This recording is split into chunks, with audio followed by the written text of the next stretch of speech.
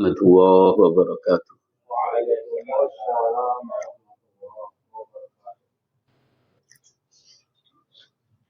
Hamdan katsiran tayyiban mubarakan fihi wa mubarakan alaihi kama yuhibbu rabbuna wa yarda. Asyhadu an la ilaha illallah wahdahu la syarikalah wa asyhadu anna Muhammadan abduhu wa rasuluhu la nabiyya wa la rasula ba'dah.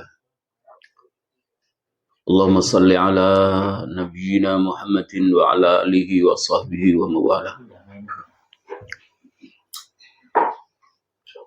Ikhwati fillah rahimani wa rahimakumullah wa a'azzani Allah wa iyyakum. Usikum wa nafsi bi taqwallahi wa ta'atihi la'allakum tattaqun la'allakum turhamun la'allakum tuflihun. Yaqulullah subhanahu wa ta'ala fi kitabil aziz. A'udzu billahi minasy syaithanir rajim. Ya ayyuhalladzina amanu taqullaha haqqa tuqatih wa la tamutunna illa wa antum muslimun.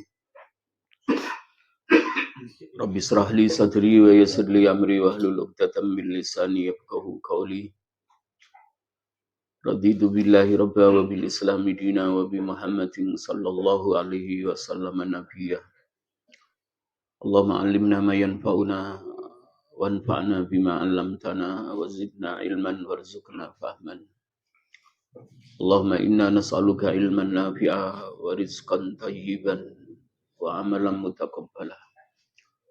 Allahumma inna na'udzubika min ilmin la yanfa' wa qalbin la yakhsha wa min nafsin la tasba wa min da'watin la yustajabu laha. Allahumma la sahla illa ma ja'altahu sahla wa anta taj'alul hazna idza syi'ta sahla. Amma ba'd. Ikhwati fillah rahimani wa rahimakumullah. Segala puji hanyalah milik Allah Subhanahu wa taala.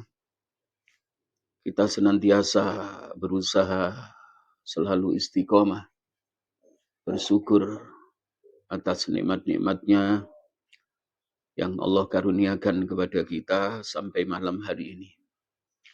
Nikmat Allah yang sangat luas, tidak berbatas, dan tidak ada seorang pun di antara hambanya yang mampu menghitung nikmat-nikmatnya yang Allah karuniakan, yang Allah telah karuniakan. Maka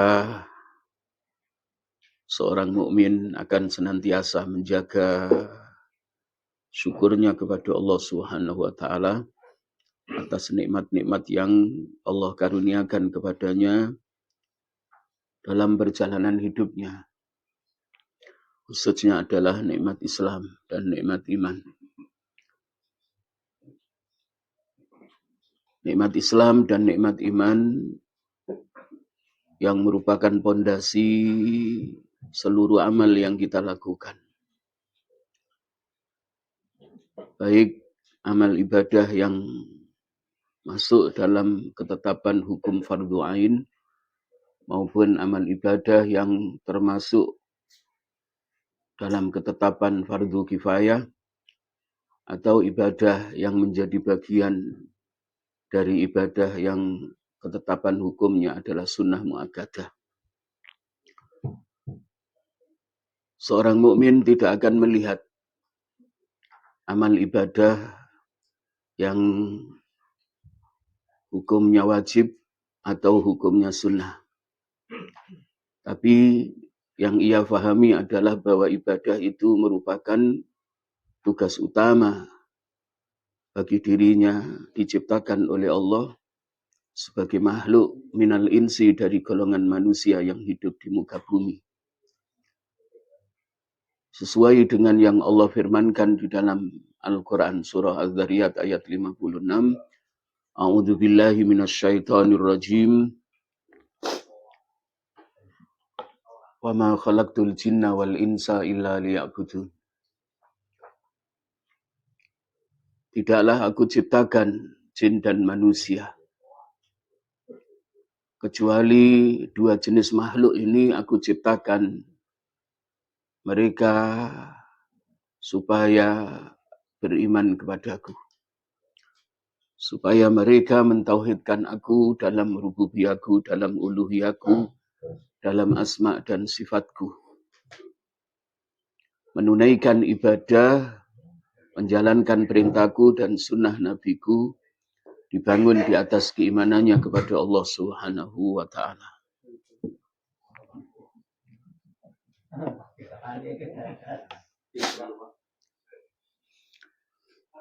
Ikhwati fillah rahimani wa rahimakumullah. Ternyata tugas ibadah bagi kita tanpa taufik pertolongan Allah Subhanahu wa Ta'ala dan bimbingannya, maka terasa berat.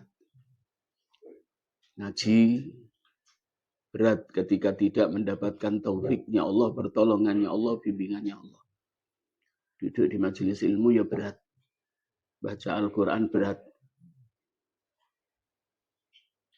Khususnya yang masih gerudal-geradul. Yang sudah lancar saja juga masih kena penyakit futur. Malas untuk membaca. Ada yang membacanya mencukupkan di dalam sholatnya saja. Ada yang ditambah di luar sholat pun dibaca. Maka berbahagialah bagi kita yang diberi taufik, diberi pertolongan oleh Allah, diberi bimbingan oleh Allah, diberi kemudahan oleh Allah. Jari jemari kita tidak kaku membuka lembaran-lembaran Al-Quran yang merupakan kalamnya. Lembaran-lembaran Al-Quran yang berisikan kalam Allah Subhanahu wa Ta'ala yang sempurna. Wahyunya yang agung yang menjadi pedoman hidup kita yang pertama.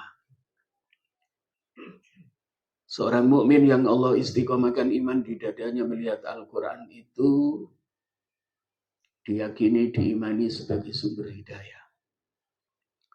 Ayat-ayat yang dialunkan keluar dari lisannya berupa bacaan diyakini setiap membaca akan bertambah imannya kepada Allah. Dan ketika disertakan dalam membacanya isi kandungannya, maka semakin faham dan semakin meningkat pemahamannya tentang Al-Quran yang merupakan syariat pertama sebagai seorang muslim.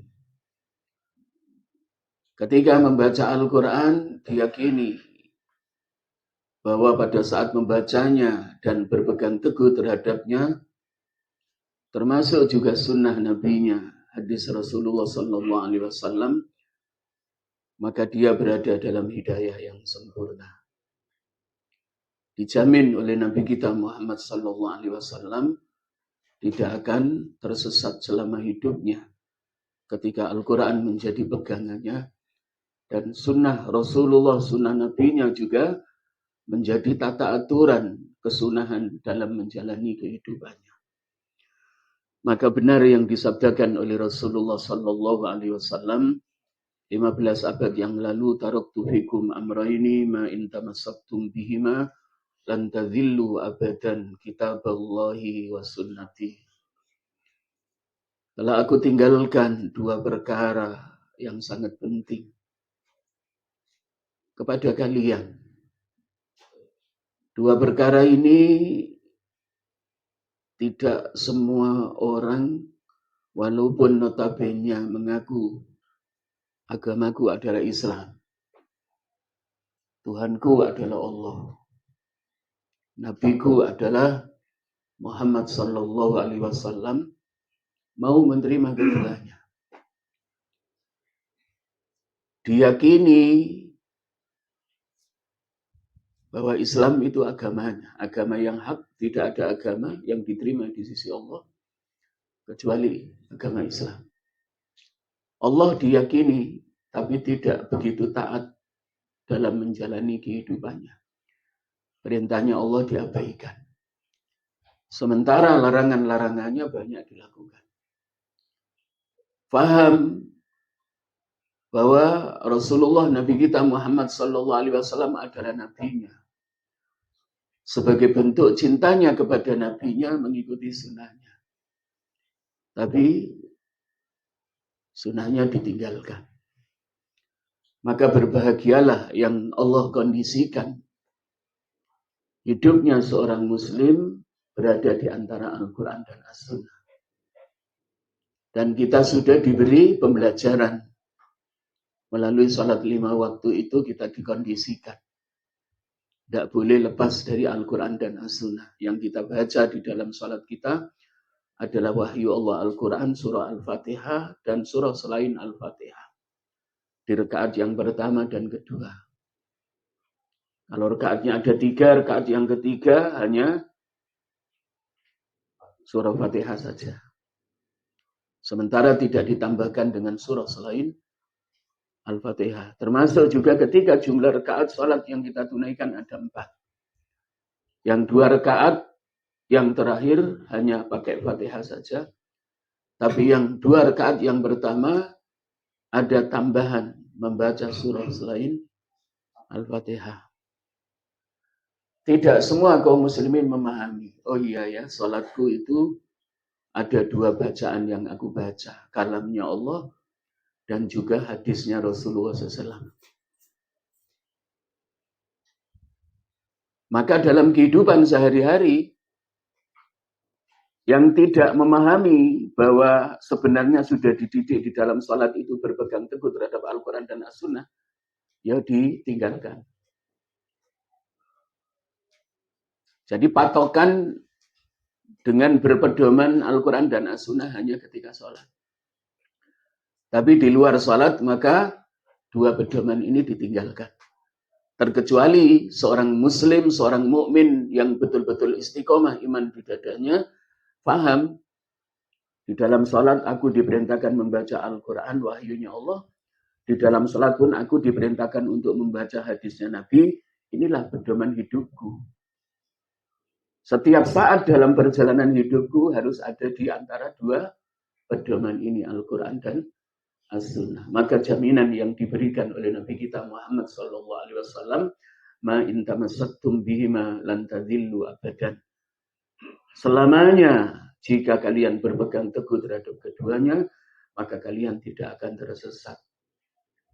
Mafhum mukhalafahnya tidak akan tersesat berarti senantiasa dalam hidayah Allah. Berada dalam hidayah yang sempurna. Apa yang dimaksud? 2 perkara yang Allah tinggalkan, Allah wariskan kepada kita sebagai umatnya. Kitab Allah wa sunnati.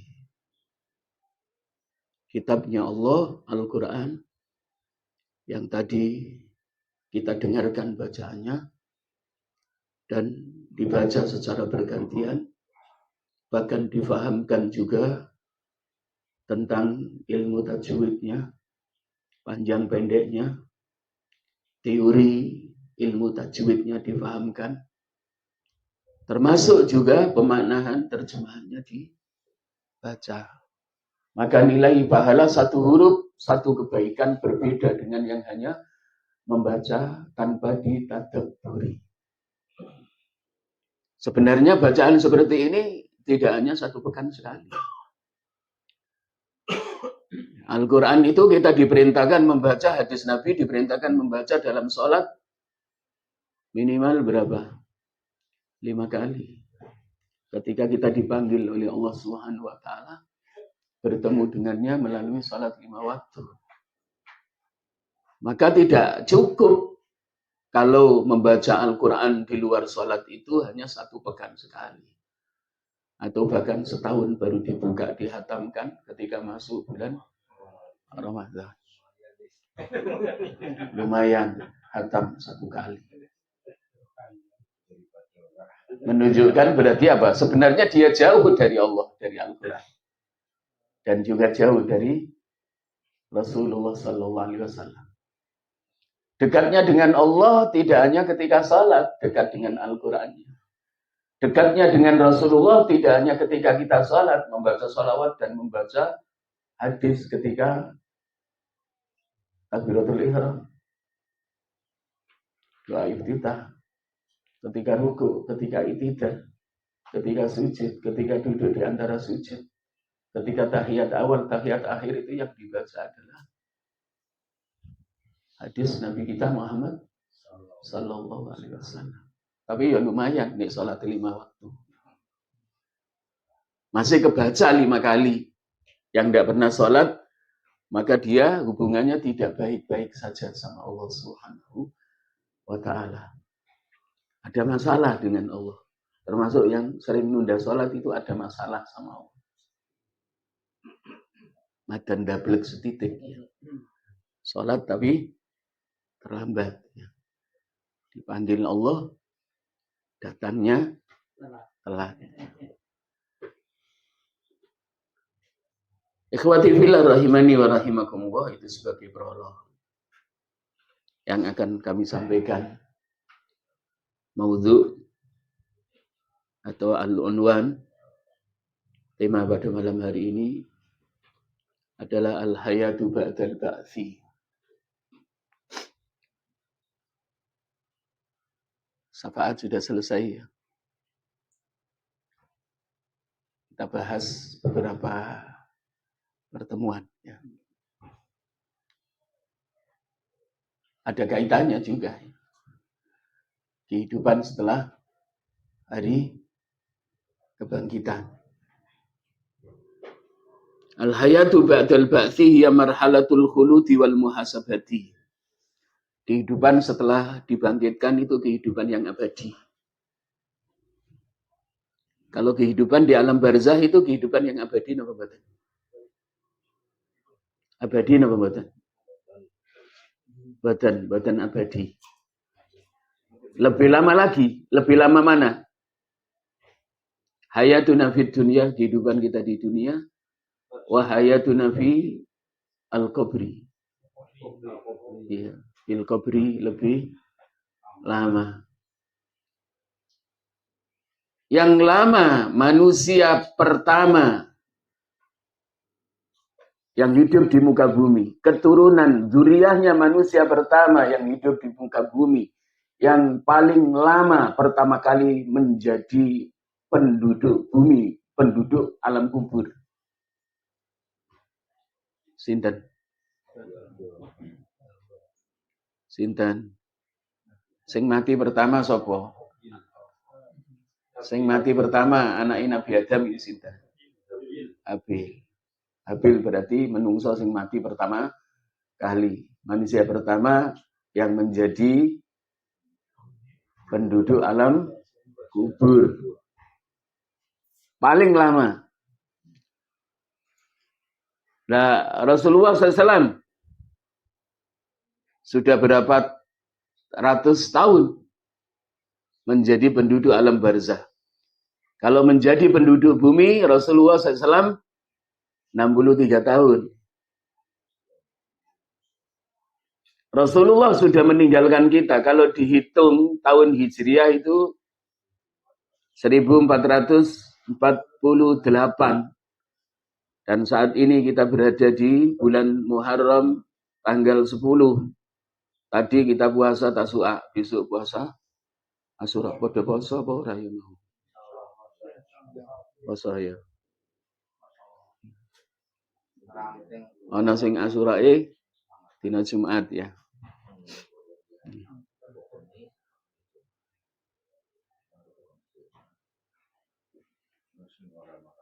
Ana sing ora poso ya, ora apa-apa hukum sunah. Lumayan, yang 10 Asyuranya 1 hari anggo cadangan dosa diampuni ya. 1 tahun yang lalu. Arafah kemarin 2 tahun. Kalau kenteng Senin Kemis jangan sampai Asyura sama Arafah ditinggal. Walaupun hanya 2 hari, 3 hari ditambah tanggal 9, itu puasa sunnah yang paling utama. Di bulan yang Allah muliakan. Yang ada penetapan harinya adalah bulan Dzulhijjah, Arafah. dan bulan Muharram. Tasu'a dan Asyura. Tasu'anya membedakan antara puasanya orang Yahudi dengan puasanya kita kaum muslimin. Walaupun Rasulullah SAW belum melaksanakan, tapi beliau sudah niat melaksanakan dan memerintahkan kepada kita, bedakan puasa Asyuramu dengan puasanya orang Yahudi, awali 1 hari sebelumnya. Nah, Rasulullah SAW sudah pasang niat, lain bagi itu la asuman natasi. Lamuno Allah memberi kesempatan aku hidup sampai tahun depan, maka aku akan berpuasa tanggal 9-nya. Tapi Allah Subhanahu wa taala mewafatkannya. Sehingga Nabi kita Muhammad SAW tidak sempat puasa tanggal 9 Muharram yang disebut Yaumut Tasu'a. Kembali kepada tema ikhwati fillah rahimani wa rahimakumullah, kehidupan di dunia itu tidak abadi. Muakkatan, temporal. Lebih singkat dibandingkan dengan kehidupan di alam barzah. Kehidupan di alam barzah itu temporal tapi lebih lama. Yang menjelang hari kiamat nanti mungkin hitungan tahun. Tapi ada yang ribuan tahun, ada yang ratusan tahun, ada yang puluhan tahun. Berapa lama nanti ketika ajal tiba sampai kepada kita. Kita diwafatkan oleh Allah, kemudian kita resmi menjadi penduduk alam barzah. Tidak ada yang tahu.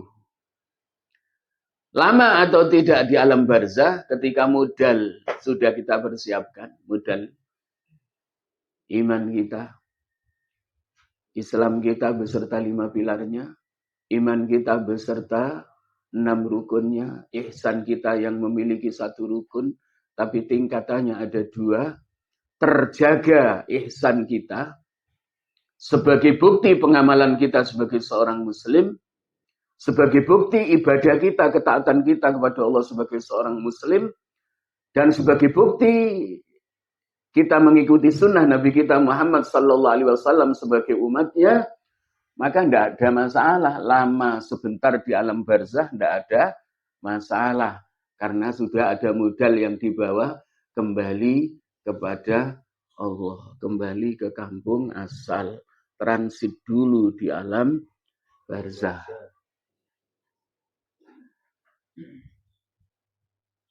Tapi seorang mukmin mengkhawatirkan kejadian ketika ajal nanti tiba.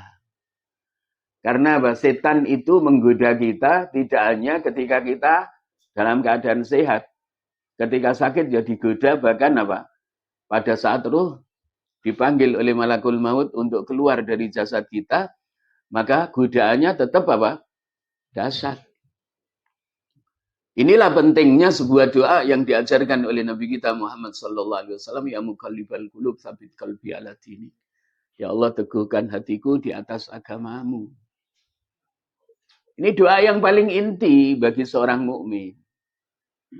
Bukan sambil lalu memohonnya kepada Allah dan menjadi cita-cita tertinggi kita. Jadi isi doa ini adalah cita-cita tertinggi kita.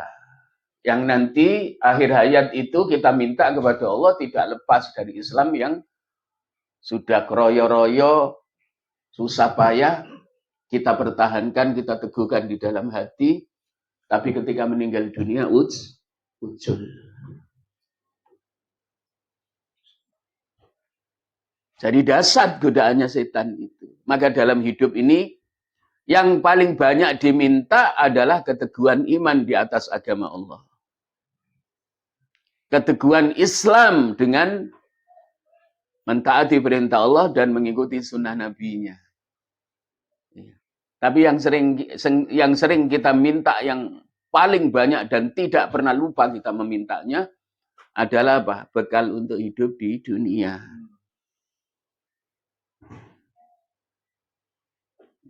Bahkan apa? Tanpa hitungan mintanya sama Allah. Ya muqallibal qulub kadang kelalen. Imam saja kadang lupa. Innaka hamidum majid langsung pelencing salam. Iya. Sehingga apa? Orang keduman berlindung dari 4 hal. Berlindung dari 4 perkara itu makmumnya orang keduman. Makanya Pak Imam itu tidak hanya memahami fikihnya saja, hakikat ibadah ketaatan kepada Allah ketika menunaikan sholat itu harus betul-betul dipahami. Orang diwaca ora apa-apa wong itu atau tambahan gitu. Hanya sebatas apa memahami ilmu fikihnya.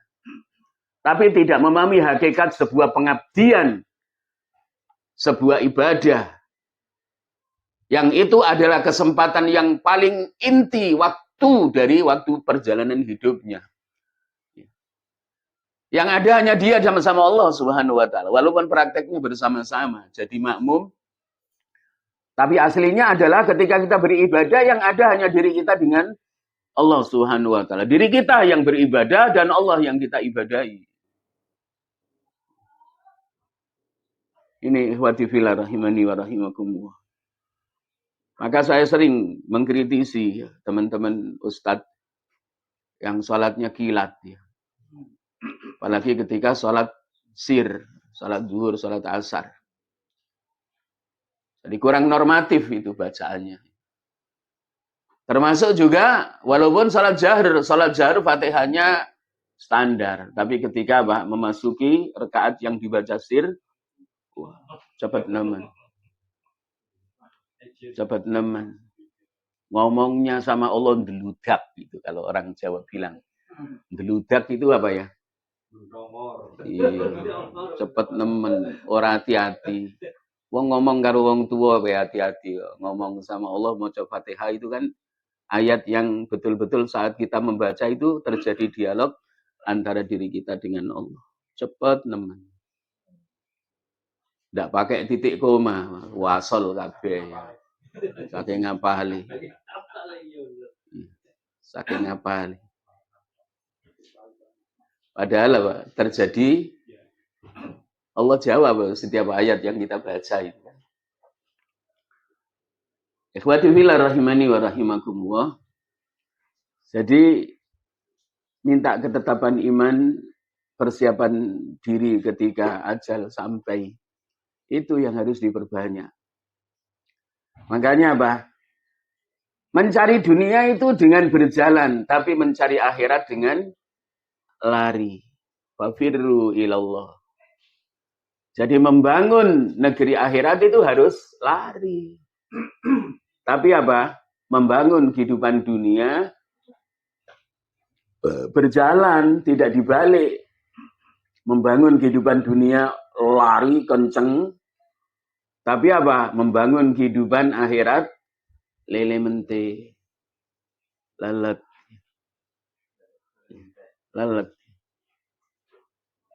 Jadi terbalik. Ikhwati fillah rahimani wa rahimakumullah. Kembali kepada al-hayatu fid dunya wal hayatu fil barzahi wal hayatu ba'dal ba'thi. Kehidupan di dunia, kehidupan yang temporal. Kehidupan di alam barzah, ya kehidupan yang temporal. Tapi apa? Kurun waktunya lebih lama daripada kehidupan di dunia.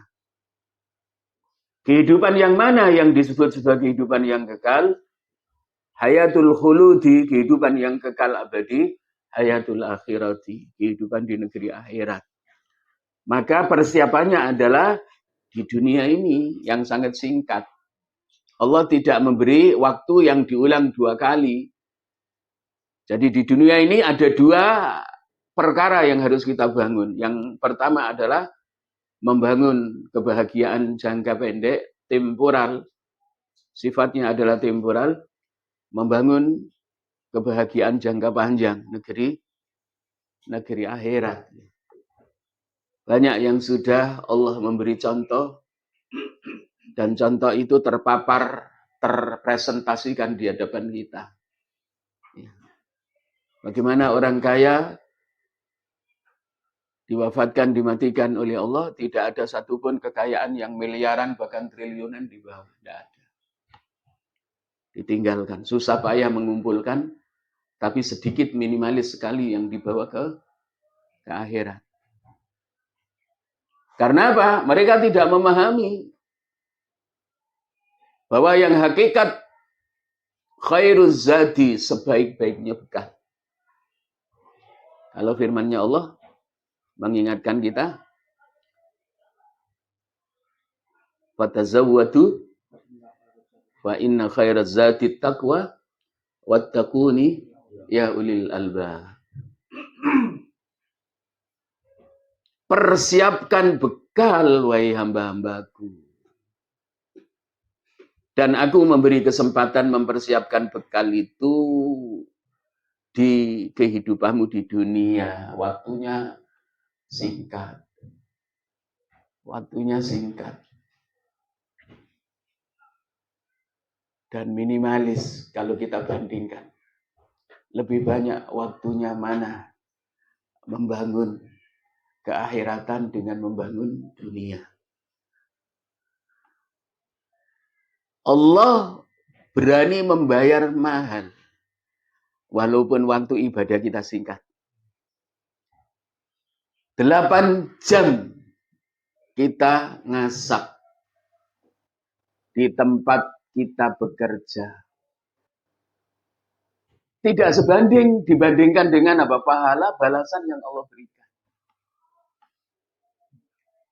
Tapi karena hasilnya itu bisa dilihat oleh mata dan dinikmati. Ketika lapar bisa dinikmati, ketika haus bisa dinikmati. Sementara Allah memberi mahal dari pahala ketaatan kita, ibadah kita itu dipending. Maka apa? Seakan-akan itu tidak begitu penting. Sudah berapa modal akhirat yang telah kita bangun? Itu kadang-kadang Pak, tidak terevaluasi. Tidak terevaluasi. Kalau urusan dunia mau dievaluasi, ya. Ya. Bahkan baru menyusun program saja, Pak. Pada saat nyusunnya hati-hati. Akan dijalankan pun apa? Sudah ada perkiraan. Ini nanti ketika kita laksanakan bagaimana hasilnya. Tapi tidak ada orang yang menunaikan ibadah salat. Dievaluasi. 5 menit aku beribadah kepada Allah, yang salat jumlah rakaatnya ada 2, salat subuh.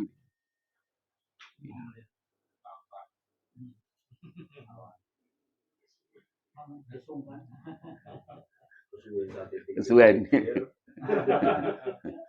Iya. Kalau dulu Pak Sirajuddin, Allah yarhamu, aku senang salat di Masjid Abu Bakar kalau subuh 10 menit ya. Saya masih ingat. Kalau subuh 10 menit.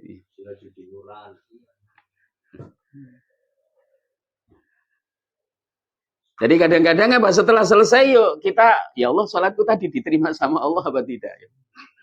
Khusyuknya berapa menit ya? Kalau salatnya 5 menit, khusyuknya berapa menit? Baru takbiratul ihram sudah kemana-mana. Kemana-mana. Karena belum betul-betul dinikmati, dihayati bahwa apa? Ketika kita salat itu waktu betul-betul kita berikan kepada Allah Subhanahu wa taala yang memberi hidup. Tapi ketika kita bekerja kita nikmati betul, tidak mau salah itu. Kurang administrasi saja kalau jadi guru, wedi waka kurikulumnya memonitor masuk kelas atau bahkan kepala sekolahnya atau ada pengawasnya.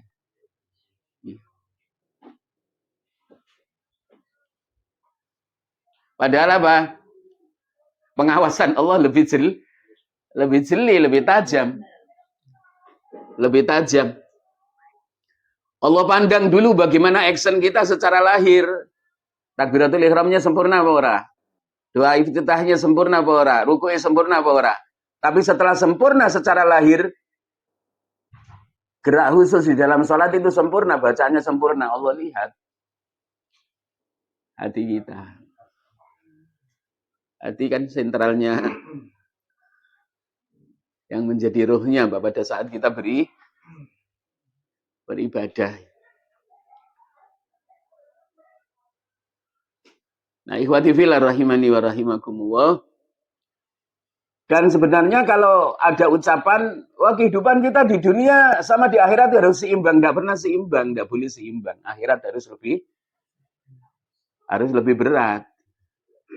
Siapa yang menilai bahwa dunia dan akhirat itu seimbang, harus seimbang kehidupannya dunia dan akhirat, berarti dia tidak memahami nilai akhirat.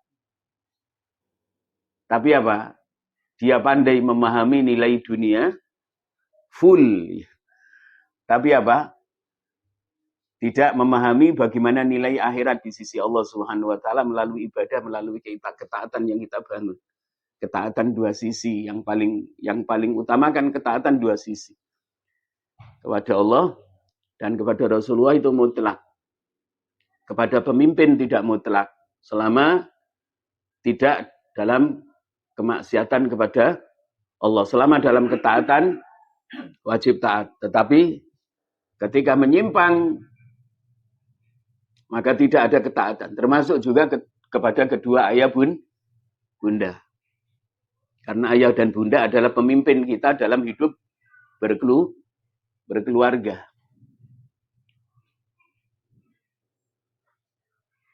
Kembali kepada tiga kehidupan. Dua kehidupan sifatnya adalah temporal.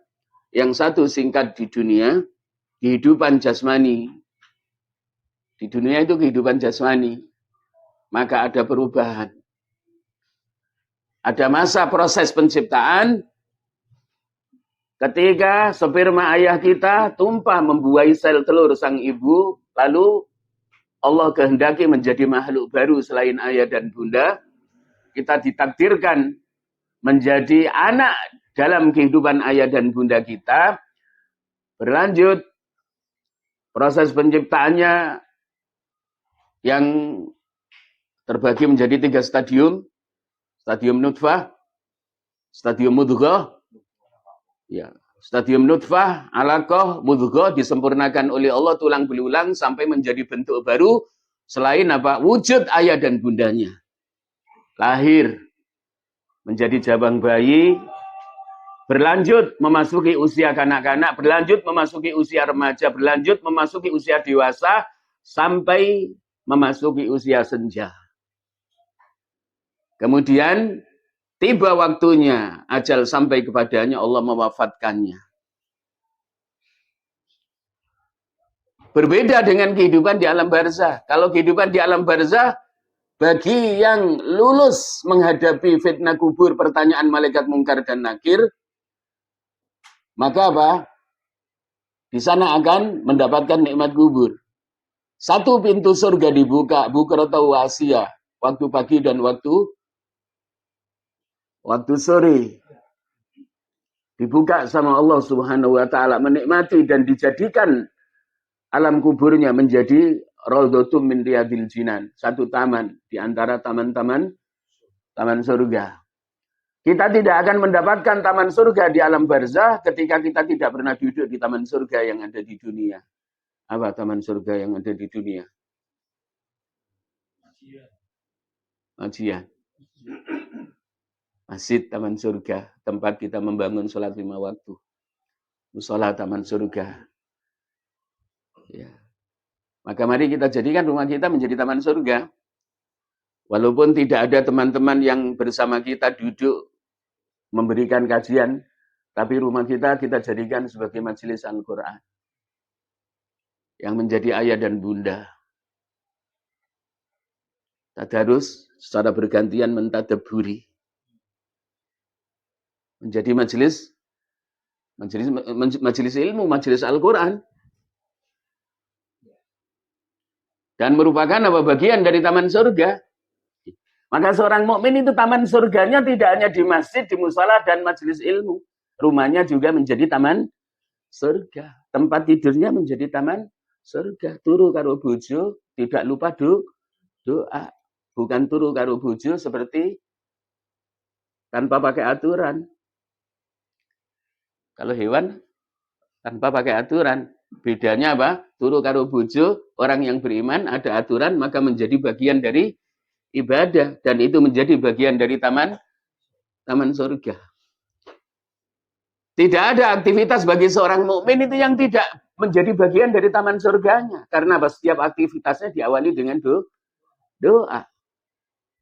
Diawali dengan doa. Ini pentingnya ngaji. Pentingnya ngaji.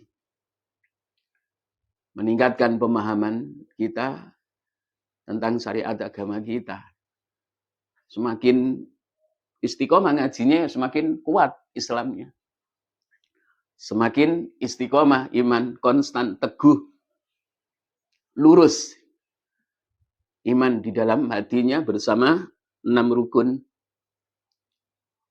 Termasuk Islamnya bersama 5 rukunnya. Maka keihsanannya tidak diragukan. Satu indikasi orang yang Islamnya kafah, orang yang imannya kafah, teguh di dalam hati, maka apa? Menuju pada tingkatan beragama yang ketiga. Ihsan itu betul-betul apa? Tidak difahami hanya secara definisi. Kalau memahami definisi, ihsan itu yang tingkatannya ada 2, tapi di sana ada apa? Ada tekad. Ketika tingkat 1 aku tidak bisa mencapai, maka tingkat 2 harus aku bisa capai. Karena apa? Ini menentukan kekhusyuan. Menentukan keikhlasan, ihsan itu. Dan ihsan inilah modal kita. Karena apa? Barometernya ibadah kita itu terletak pada tingkatan agama yang ketiga itu. Yang malaikat Jibril tidak hanya Nabi yang ditemui, tapi ketika Nabi bersama para sahabat ditemui. Dan apa?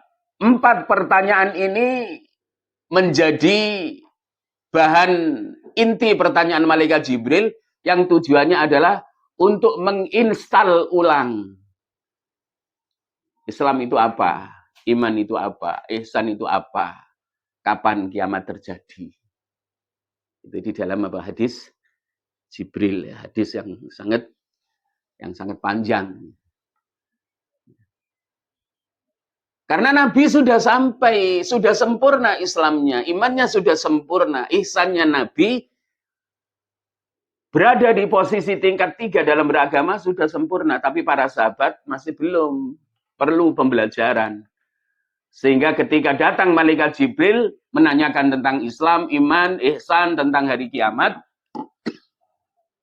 pada saat berkumpul dengan para sahabat.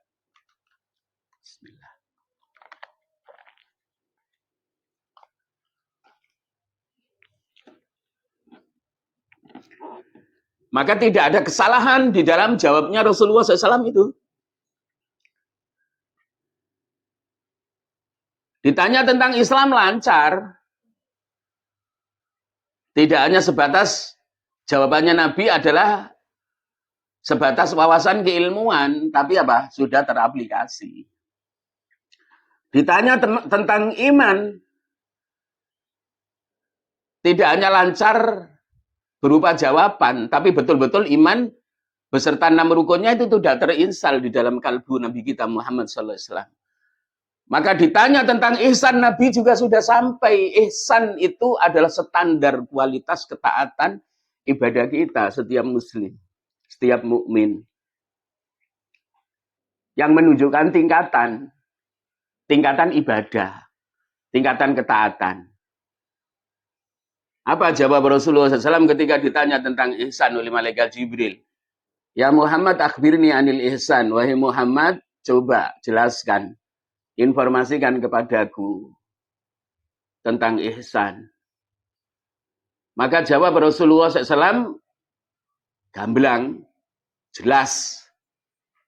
Ihsan itu, wahai Jibril, anta'budallah ka'annaka tarahu. Ini jawaban tingkat 1. Wahai Jibril, kalau kamu bertanya kepadaku tentang ihsan, ihsan itu adalah kamu beribadah menyembah Allah seakan-akan dirimu melihatnya. Para malaikatnya mampu. Karena malaikat itu kalau Allah perintahkan langsung, tanpa pakai wasilah. Wa illam takun tarahu fa innahu yarak. Ini tingkatan yang kedua. Jika dirimu wahai Jibril beribadah kepada Allah tidak mampu seakan-akan melihat Allah, yakini di dalam hatimu ibadahmu itu dideleng karo Allah. Jadi ihsan itu menunjukkan kualitas ibadah setiap muslim muslimah, setiap mukmin mukminah. Ya, ibadah kita, ketaatan kita kepada Allah itu ada di dua. Kalau tidak ada di tingkat satu, jawabannya ada di tingkat dua atau tidak. Di tingkat dua kadang iya diawasi sama Allah, kadang lepas. Kadang lepas. Tingkatan ihsan ini menunjukkan barometer sempurnanya seorang hamba dalam menjalankan tugas wajib diciptakan oleh Allah sebagai makhluk bumi adalah tidak ada lain kecuali hanya beribadah kepada Allah Subhanahu wa taala, sesembahan yang hak, tidak ada sembahan yang hak selain Allah Subhanahu wa taala. Ini ikhwati fillah rahimani wa rahimakumullah. Jadi sing penting ibadah rampung bar ini. Iya. Jadi harus betul-betul sungguh-sungguh. Karena ada tahapan yang harus kita capai. Tidak berhenti hanya sebagai seorang muslim, tidak berhenti kalau sudah masuk tingkat kedua mukmin, kepada ihsan itu harus kita capai. Setiap beramal solih, yakin ya Allah engkau melihatku ya Allah. Iya Allah melihatku.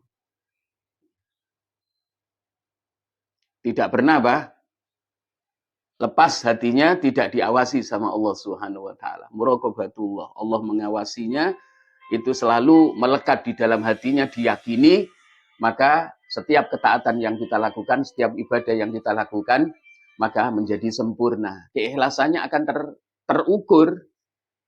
Jadi terukur.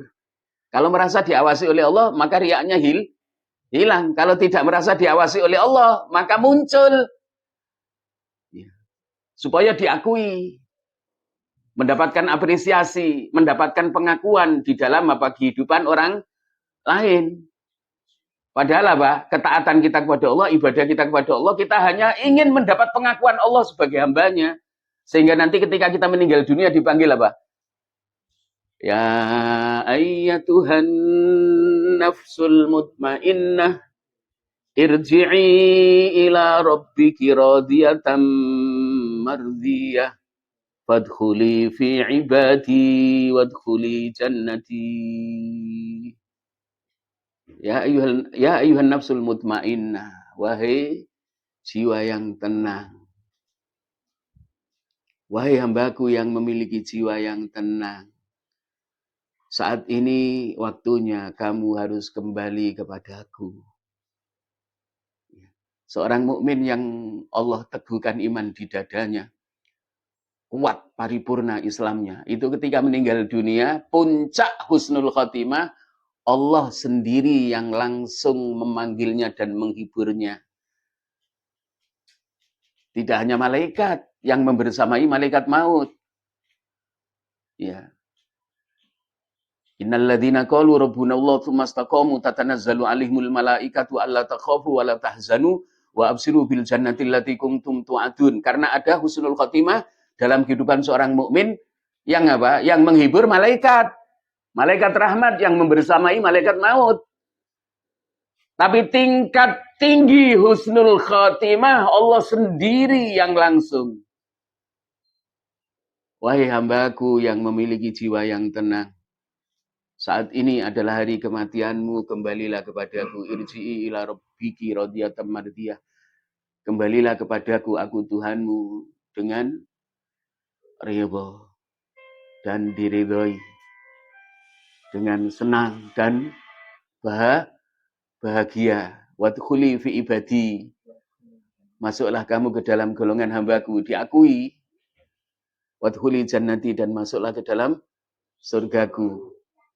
Ucapan ini yang kedua nanti bagi seorang mukmin pada saat Hari dikumpulkannya manusia di mahsyar.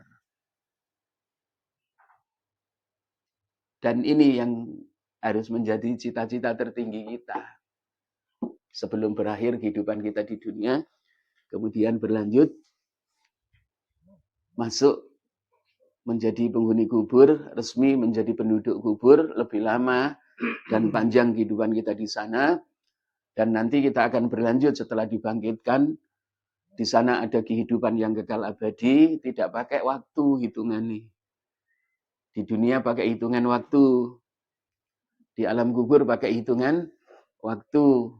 Karena di alam kubur pun masih pakai hitungan dunia. Batasannya hari kiamat, kemudian dibangkitkan sama Allah Subhanahu wa taala. Nah, setelah dibangkitkan sama Allah Subhanahu wa taala ada 12 tahapan. Iya. Ada 12 tahapan. Ini juga belum selesai tak bahas di Masjid Abu Bakar As-Siddiq. Kalau 10 ciri besar menjelang kiamat kubra sudah selesai. Syafaat juga sudah selesai kita bahas. Ya. Jadi 12 tahapan itu ya satu diantaranya bagiannya itu. Di sana ada syafaat 2 itu. Kalau umatnya Rasulullah SAW itu mendapatkan ya, syafaat uzma yang hanya khusus untuk Nabi kita Muhammad SAW, meminta kepada Allah untuk seluruh umat. Syafaatul uzma itu tidak hanya untuk umatnya Rasulullah SAW saja, tapi juga untuk umat terdahulu. Kemudian ada syafaat khusus itu, syafaat khusus yang diminta oleh Nabi khusus bagi umatnya. Sampai syafaatnya kepada pamannya, yang seharusnya masuk neraka ambles-bles, tapi hanya api neraka hanya membakar sampai apa? Sampai apa yo, kelalen ya. Sampai tumitnya. Sampai tumitnya. Kalau orang kafir sampai ambles. Tapi hanya orang kafir pamannya Nabi. Yang Allah beri izin karena jasanya habis mendampingi Rasulullah, berjuang berdakwah, mendakwakan dakwah tauhid. Jadi hanya api neraka membakar sampai tumitnya. Tapi apa? Begujuk umum juga isi perutnya, termasuk otaknya. Itu paling ringan. Azabnya penghuni, salah satu dari penghuni neraka yang diadab oleh Allah yang paling ringan adalah Abu Thalib, paman Rasulullah SAW.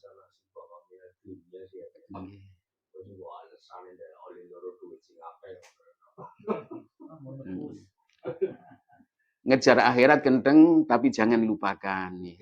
Jadi urusan dunia itu Allah mengingatkan. Makanya dalam urusan dunia berjalan. Apa urusan akhirat lah lari. Wallahu a'lam bishawab. Aqulu qawli hadza wa astaghfirullahal adzim li wa lakum wa lisairil muslimin min kulli dzambin innahu wal ghafurur rahim. Subhanakallahumma wa bihamdika asyhadu an la ilaha illa anta astaghfiruka wa atubu ilaik wa akhiru da'wana alhamdulillahirabbil alamin. Wassalamualaikum warahmatullahi wabarakatuh.